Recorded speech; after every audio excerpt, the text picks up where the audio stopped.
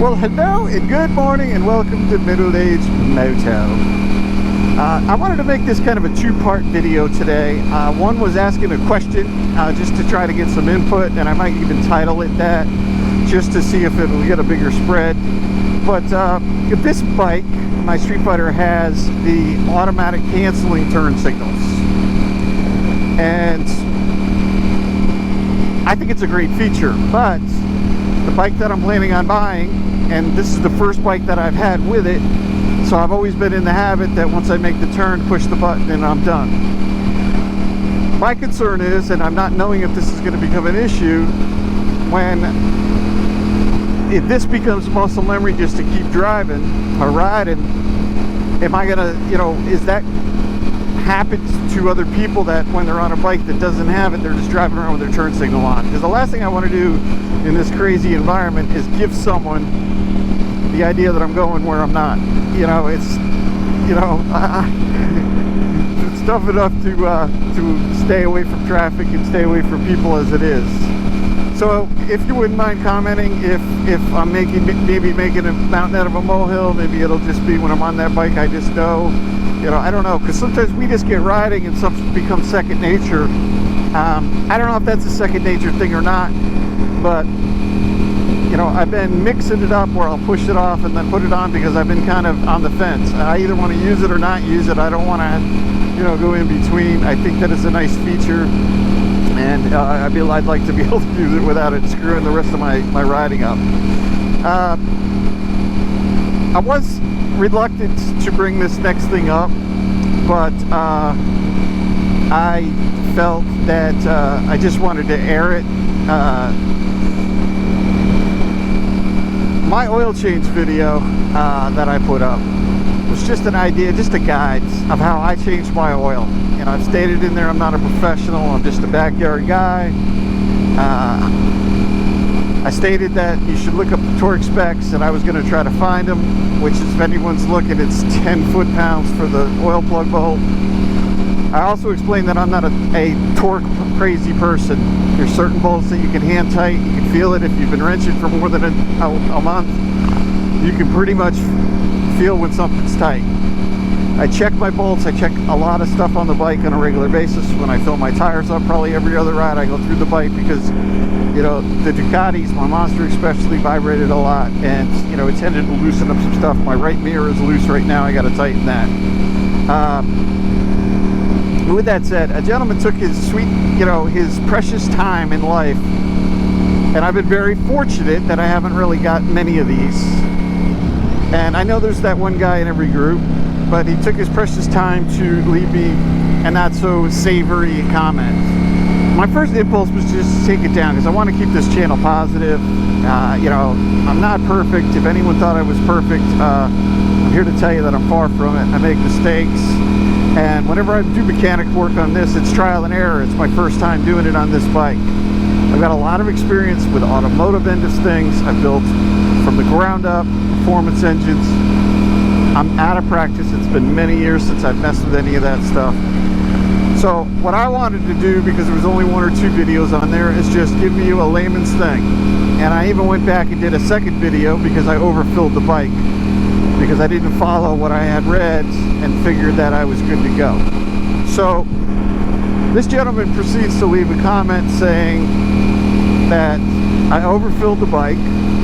Well, I understand that, and I made another video to show that. And that you're supposed to leave the bike for 6 hours, which I clearly stated that I read somewhere that you're supposed to leave the bike overnight, which is even more than 6 hours, of course, if we do the math real quick. And what really made me laugh was, he basically said, and you didn't put Loctite or torque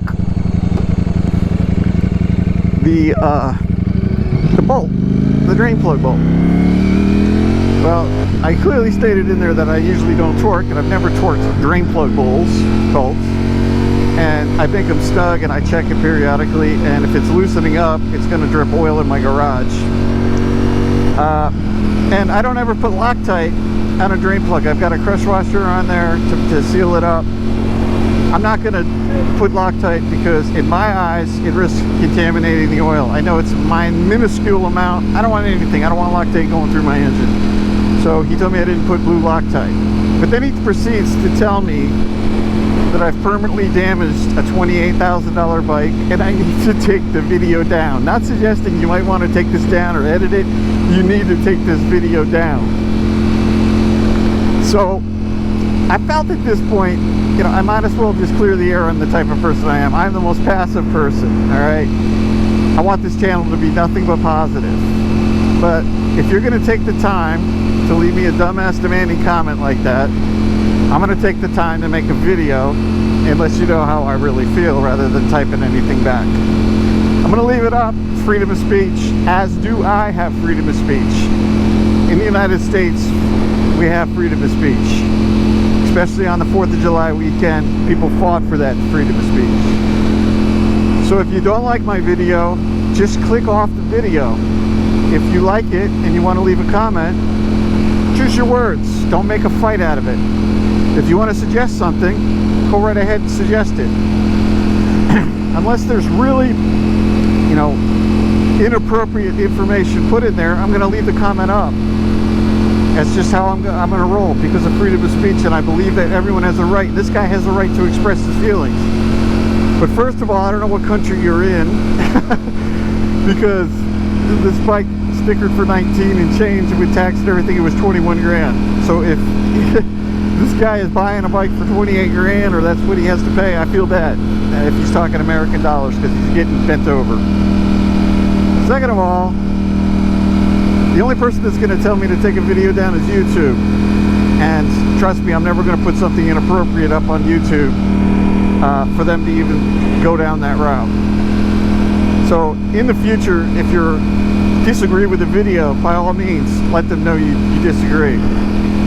But demanding someone or telling someone to take something down, you're overstepping your bounds.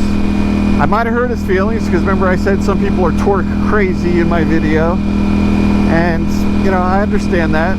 Some people are. You know, I'm on forums and they're asking, you know, these bar ends, what's the torque spec? I mean, just hand tighten the damn thing.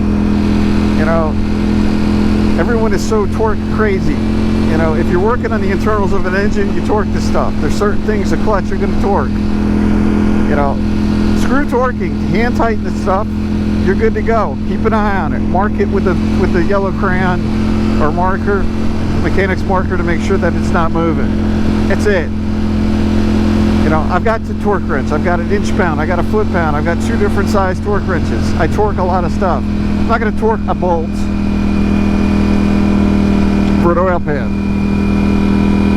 I've built, you know, 7, 8, 900 horsepower engines and just hand tightened the bolt. Never had a problem. You know, top end of the engine blew up. Alright, so that's my rant. I'm trying not to do videos like this, but I just had to say something because, you know, the audacity of people to take the time and go ahead and write some stupid shit like that. You know, you got your opinion. I'll leave it up there. Let everybody see it. Everybody can make their decision on how they feel. And that's fine. The video's staying up. Watch the video for what it is. It's how I did my oil change. I overfilled the bike, as did many others, and I rectified it and I showed how much oil I took out. So that is that, and we're going to move forward. Now, for the elephant in the room. My check engine light is back on, and I've determined that it's because I didn't torque that bolt on the oil pan. No, I'm just kidding. I was going to use the scanner again and clear it and show you how that's done, but I am going to leave it. Of course, I tried to adjust that cable system to make sure that the valve opens and closes to the best of my knowledge from what I researched. So I am going to end up taking it to the dealer. It's installed. Give me some time. It's running great today. The valve is stuck open, which I know now, which is good. I've not really been getting on the bike a lot because I don't want that valve to shut. And some people said, you know, the spring is light, but I will be taking it up, so I will be updating you on that progress. I don't know when I'm going to take it. If I decide to clear the code, I will show you. I'll hook it up and I'll clear the code so that you guys can see, and I'll pull the code. It's the exhaust valve, bank A. So I believe, if I'm not mistaken, it's you know, that flapper valve. So I am going to take it up to the dealer. I'll give it some time. Bike will probably be gone for a week.